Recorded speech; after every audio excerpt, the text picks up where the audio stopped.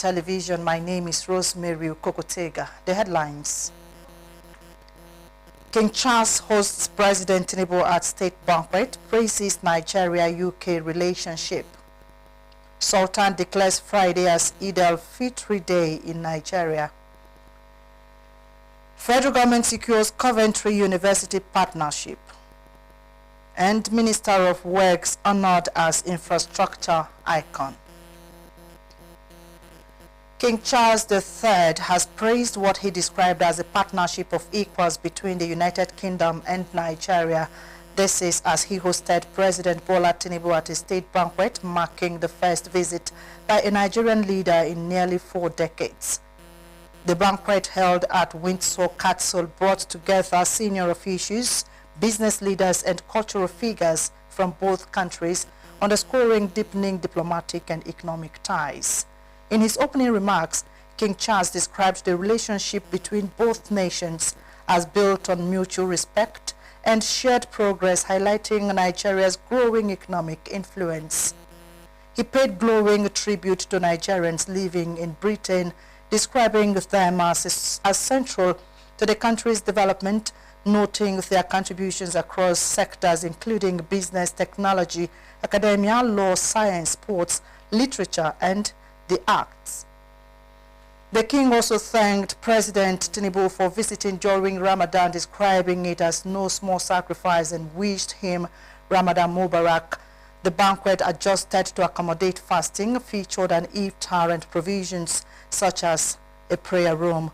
President Tinubu, while responding, echoed this sentiment, saying the two nations share a vision of progress based on mutual respect and common values.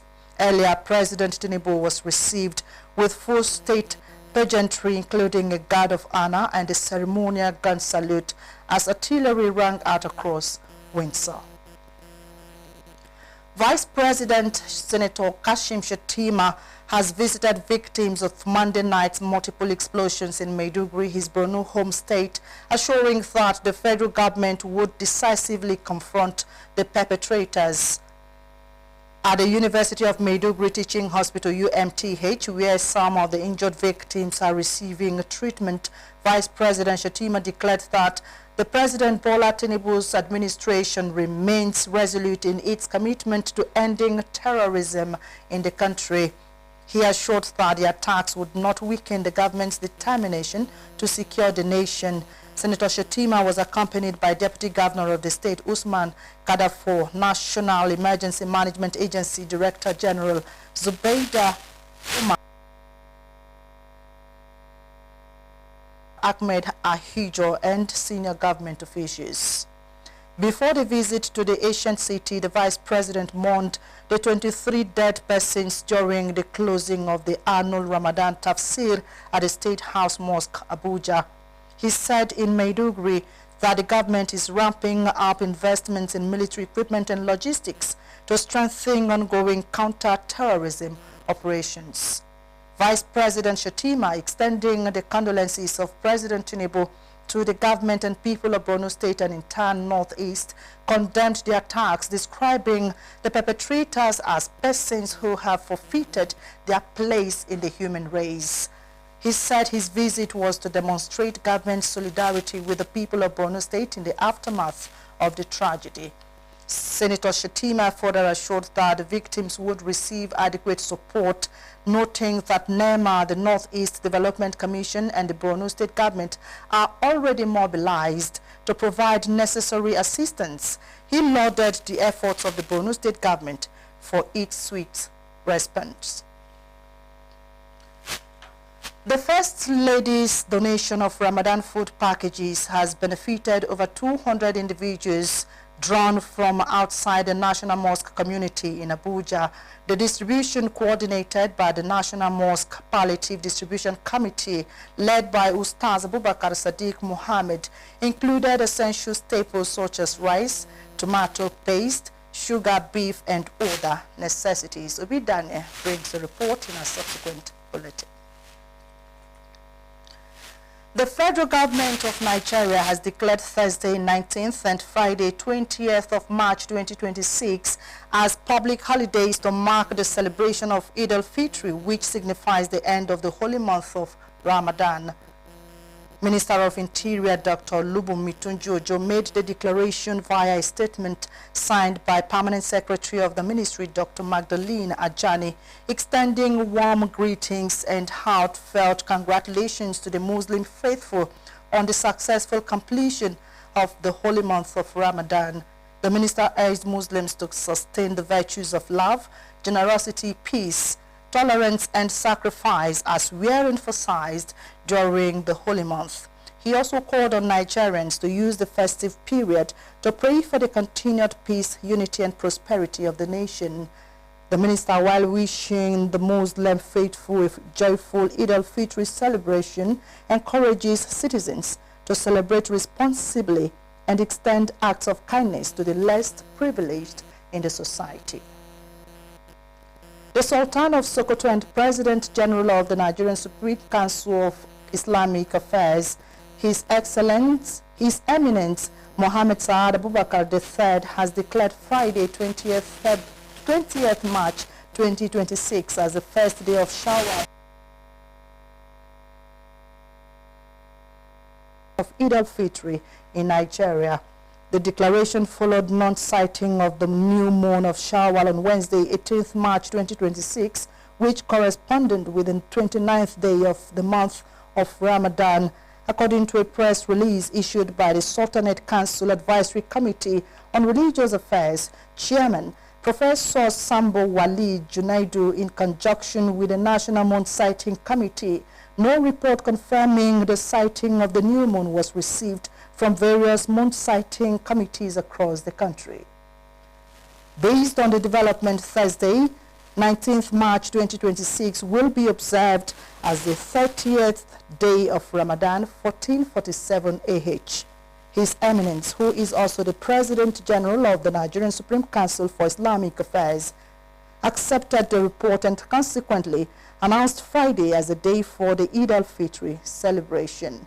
The Sultan congratulated the Muslim Ummah in Nigeria for successfully completing the Ramadan fast and prayed for Allah's continued guidance and blessings upon them. He also urged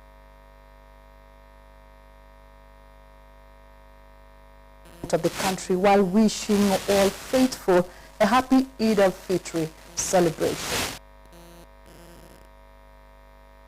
Of the House of Representatives, Mr. Benjamin Kalu, has urged government agencies to ensure their budgets reflect the needs of the internally displaced persons, IDPs.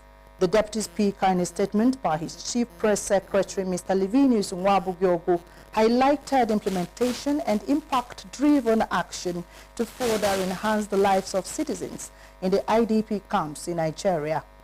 He commended President Bola Tinubu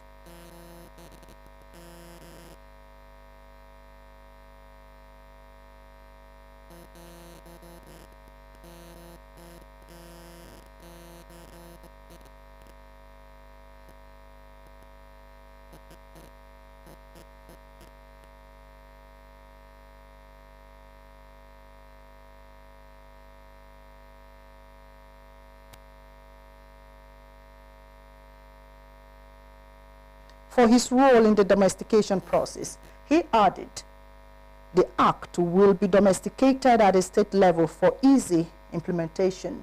Mr. Kalu noted, the president's signing has set an example for other African countries and will spur them to follow suit to address IDP challenges. The Deputy Speaker sponsored the act alongside 6 other lawmakers as co-sponsors. Ad hoc committee of the House of Representatives investigating benefits accruing to the federal government from the concessioning of Nigerian ports and terminals has faulted the refusal of sub-government agencies to honor invitations to provide necessary documents needed for the committee's assignment. Chairman of the committee, Mr. Kolowole Akinlayo, said at the news conference at the National Assembly that the committee is displaced with agencies and and companies invited are frustrating efforts of the committee by either refusing to appear or providing incomplete documents that will not assist in the assignment. He said the committee may be forced to invoke the relevant sections of the Nigerian Constitution to compel the defaulting agencies to appear before the legislature.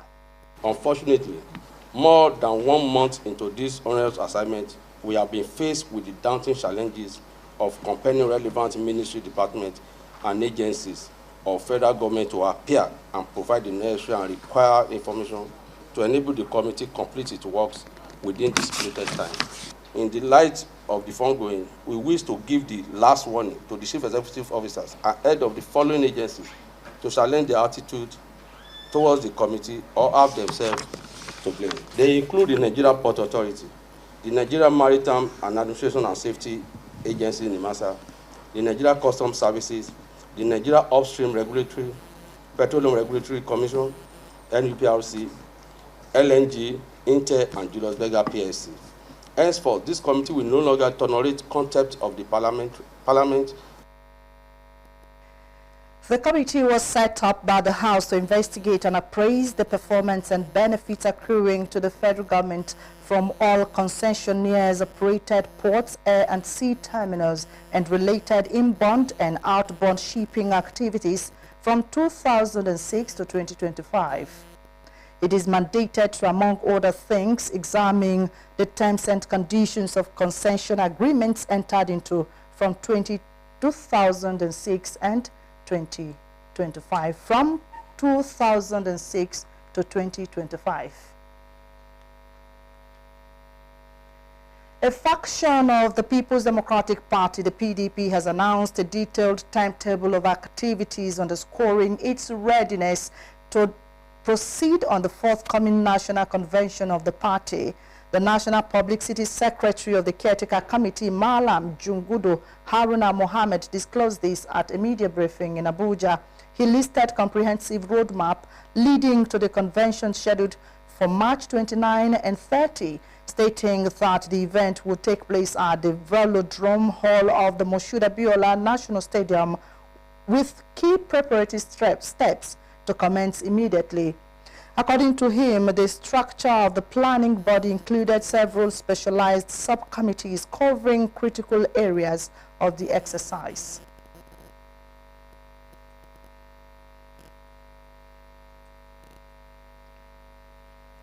He also indicated that Thursday, March 26, has been set aside for the resolution of disputes arising from the screening process, while appeals arising from the screening will close by 7 p.m.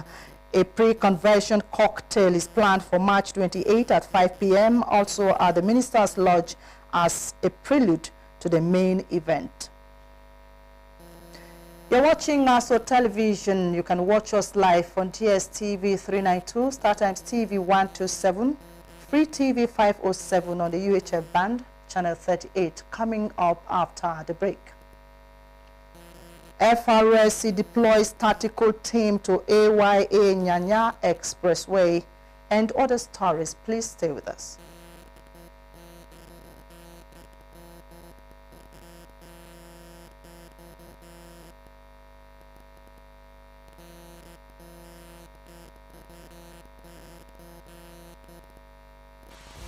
Some things don't arrive. They've always been. Not for a day, for all of time. Until quietly, something shifts. Moving from someday to now. Women are not honored in time. They are woven through it, shaping every story, every voice, every breath. We are because she is, and because tomorrow they will be.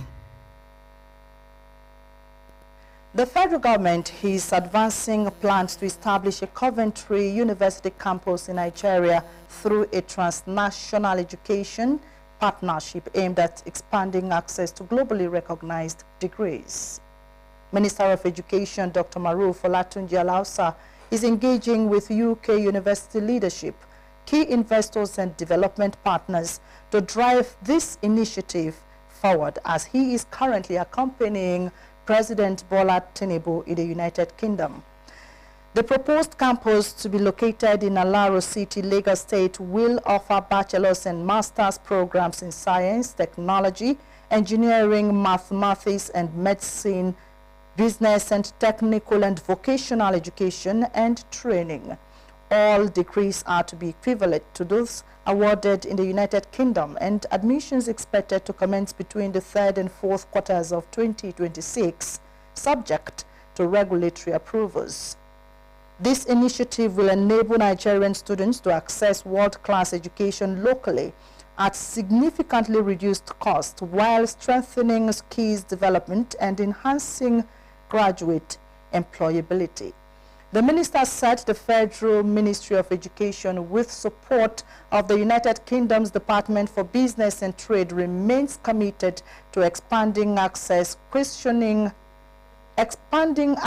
to high-level, globally competitive education and positioning Nigeria as a leading hub for knowledge, skills, and innovation. Chairperson of Stop TB Partnership Nigeria, Dr. Queen Ogbuji Ladipo, says Nigeria's response to tuberculosis has been strengthened through partnerships and sustained advocacy. Dr. Ogbuji Ladipo was making a presentation during the 2026 World TB Pre-Media Conference in Abuja. She identified increased government funding, private sector support, and innovative financing as key to ensuring no Nigerian is left behind, even as she warned that declining global donor funding makes domestic resource mobilization crucial to sustaining progress. When government leads with strong policies and adequate financing, and communities are empowered to take ownership of the response, ending TB becomes not just a vision, but an achievable reality. Let us therefore continue to work together, strengthen our partnerships, invest more resources, and amplify the voices of communities and TB survivors. Also speaking, the World Health Organization representative, Dr. Pavel Osu, through Dr. Mia Nga, underlined the global burden of tuberculosis, saying it remains one of the world's deadliest infectious diseases. We look at this historical data, the trend has been, we have been improving, but we need to improve more. So if you see the global effort, that's also, you can see the success of the TB prevention and control. And then if you also look at the particularly in Nigeria, we can also see the success, but there are still gaps. Because TB is easily transmittable. If we cannot reach to the pocket of the cases, then the transmission will continue and burden will exist.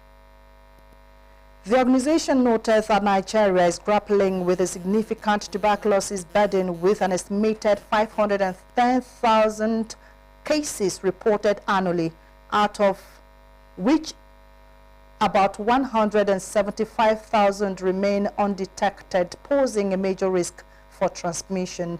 Head of the 2026 World TB Day Planning Committee, Dr. Bertrand Odume, who spoke on planned activities, said a series of nationwide engagements had been lined up to drive awareness ahead of March 24. These activities, he said, are designed to drive awareness at multiple levels, from communities and schools to faith-based platforms and national engagements. Minister of Works, Engineer David Umahi, has received the 2025 Personality of the Year Award from Al Jazeera Nigeria newspaper. Accepting the award in company of his work team, comprising permanent secretaries and directors of the ministry, the minister said what struck him most was not the accolade, but the process leading to the recognition. Stable. You know, on any project, we have the PAM secretary, we have the directors in charge of those projects, we have the contractors. Everything is done in the open. And if you wake me up and say, you gave the concrete 450,000, you know, how come? are we be able to disaggregate the components making of that product? I'll tell you, cement is costing this, chipping costing this, sand is costing this, machine, and so on and so forth. So there is nothing we do in Ministry of Works that we cannot defend. Speaking further, the Works Minister said in a country where public trust is often tested, the media should endeavor to be responsible in its reportage. In this age of rapid information flow, the minister explained that every project under his watch is open and can withstand scrutiny, adding that the ministry has consistently invited anti-corruption agencies to scrutinize its work, not just on paper, but on the ground.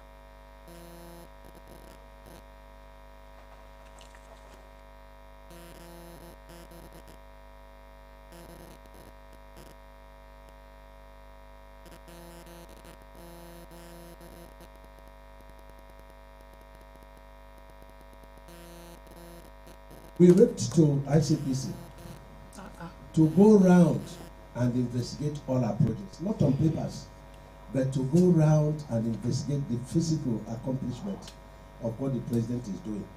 We also wrote to EFCC. Now, ICPC has concluded their own, and we have given them a space here to check our procurement process. They have started their work.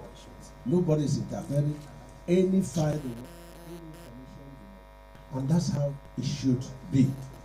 I'm told that EFCC will start their own, after the summer. In his opening remarks, the Chief Executive Officer of Al Jazeera Nigeria newspaper, Bassey Williams, described Engineer Mahi as a standard figure in public service after what he called a rigorous and independent selection process. He noted that under the renewed hope agenda of President Bola Ahmed Tinubu, the Ministry of Works has witnessed an improved display of execution capacity, which has brought about the recognition by the media outfit. According to Al Jazeera newspaper, the award came after months of independent scrutiny, investigations, and verification of projects under the Ministry of Works. An aspirant of the APC National Vice Chairman, South-South Zone, Ambassador Fubara Dagogo, has called on President Bola Ahmed Tinubu to intervene on why the National Organizing Secretary of the party has refused to issue him what form he paid for. Ambassador Dagogo made the appeal during a news briefing at the party secretariat in Abuja. He said he is aware of what is going on. He is confident, though, to emerge victorious at the convention as soon as the form is handed to him. I paid for my form on Friday last week. I paid for the form and I came here to ask for the form. They said I need a clearance. We're used to this. It's our party. We understand every component here. And we have to embrace the dynamics and take it one step at a time. Foundation for which I paid. And the day I came, which is last week Friday, they said I have to pay extra 100,000, which is 5.1 million naira. I must thank most of you here, because that very day, my account was something else. Reports suggest all is not well with APC as aspirants for some party positions entertained fear of being rigged out of the process following clear moves to deny them access to forms. The Federal Road Safety Corps, FRSC, has deployed a high-level tactical team to the AYA Nyanya Expressway in Abuja following recurring road crashes along the busy corridor. A statement by the Corps spokesman, Corps Commander Felicia Carlos, said the directive issued by Corps Marshal Shehu Mohammed mandates the team led by Assistant Corps Marshal for Operations Olusegun Ogungbumide to conduct an immediate on-the-spot assessment and recommend urgent safety measures. The FRSC says the move is part of a proactive strategy to identify risk factors, strengthen enforcement and prevent further loss of lives. The AYA Nyanya route, a major entry point into the Federal Capital Territory, has been flagged for critical intervention, with authorities adopting a zero-tolerance stance on avoidable crashes. The deployment also aligns with ongoing Eid al-Fitr special patrol operations aimed at ensuring smoother traffic flow and safer travel during the festive period. The Corps is urging motorists and other road users to cooperate with officials and strictly obey traffic regulations. FRSC assures the public of continued efforts to enhance road safety nationwide. Troops of Operation Hardin Kai, supported by the Nigerian Air Force, yesterday recorded another major success against insurgents in a fierce battle in Borno State. No fewer than 80 insurgents, including 3 high-profile commanders, were neutralized by ground troops with air support from the NAV. The battle, according to Operation Hardin Kai spokesman, Lieutenant Colonel Sani Uba, took place at Malam Fatori in Abadam local government area. Lieutenant Colonel Uba gave the names of the killed commanders as Abdul Rahman Gobara, Malam Bayuram, and Abu Ayuba. The Malam Fatori operation came hours before the Chief of Defense Staff, Lieutenant General Olufemi Oluyede, and Chief of Army Staff, Major General Waid Shuaibu, joined Inspector General of Police Tunde Disu in Maiduguri in compliance with the directive of President Bola Tinubu for security chiefs to relocate to the state after Monday's multiple suicide attacks, with left 23 persons dead and 108 injured. The Operation Hardin Kai spokesman said in a statement that the terrorists advanced on foot, supported by drones from the Duguri general area of Malam Fatori, to infiltrate the 68th Battalion's main defensive position, but were repelled at about 12:50 a.m. with no fewer than 80 terrorists neutralized during the engagement. He added that troops recovered 52 AK-47 rifles, 8 PKT machine guns, 7 RPG tubes, and 5 general-purpose machine guns. Over 3,000 rounds of assorted 7.62 mm ammunitions, 21 RPG bombs, 9 locally fabricated improvised explosive devices, magazines, communication radios, and components of armed drones were also recovered.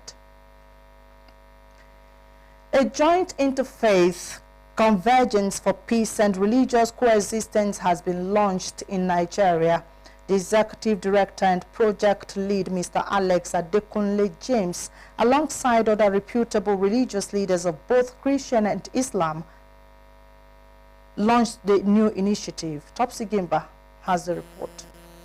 In his welcome speech, the executive director and project lead, Mr. Alex Adekunle James, said the launch is a new project, but beyond that, it is the continuation of a critical national conversation around peace, security, and the role of faith in shaping both. He said the interfaith peace convergence introduces a strategic shift, one that moves from just high-level dialogue to grassroots peace building. He said the initiative is carefully selecting youth community leaders across Nigeria's north-central region, particularly those affected in security. This is what has informed the next phase we are launching today. The interfaith peace convergence introduces a strategic shift, one that moves from just high-level dialogue to grassroots peace building. We are carefully selecting young community leaders, both Christian and Muslims, from communities across Nigeria's north-central region, particularly those affected by insecurity. A renowned Islamic leader, Sheikh Nura Khalil, called on Nigerians to respect each other's beliefs and rediscover our nationality rather than identifying ourselves based with where we are coming from. To create conscious awareness in the minds of our youth so that they will understand their community, the global trend, and their faith, as well as their neighbor's faith You cannot be a pastor and an imam at a time, but you can learn basic things about the religion of your neighbor so that you can tolerate some actions that you don't understand. A peace-building expert, Mr. Benga Isaac Oni, said peace-building is often misunderstood as simply the absence of violence, but rather it is the presence of trust systems and relationships that prevent conflicts from escalating. Violence or even conflict in itself will always be with us, but the issue and we want to address is that it should not lead to violent conflict, because conflict is what makes human beings. Even siblings among themselves, they disagree, right? Husband and wife disagree. But what happens is that how do they manage their conflict? And so we're going to be supporting these young people to build their skills on how to manage their conflict non-violently. Similarly, a Christian leader, Pastor Okechukwu Chijioke Ogwe, said the Christian faith calls mankind to be a peacemaker. He said in a time where divisions are deepening, Christians must be intentional about building bridges. And this is why dialogue is not just a luxury. It's a must, it's a necessity. We must create spaces where religious leaders are not just trained in their religious dogma and ethos, but also to realize that at the core of religion is the betterment of humanity. And so our conversations must drive that. We must have a Nigeria where the Christian and the Muslim, with their differences in and other religions. Topsy Gimba for ASO Television News. And that's the news at 3. Many thanks for watching. I am Rosemary Pokotega. Join us at 7 p.m. for more news.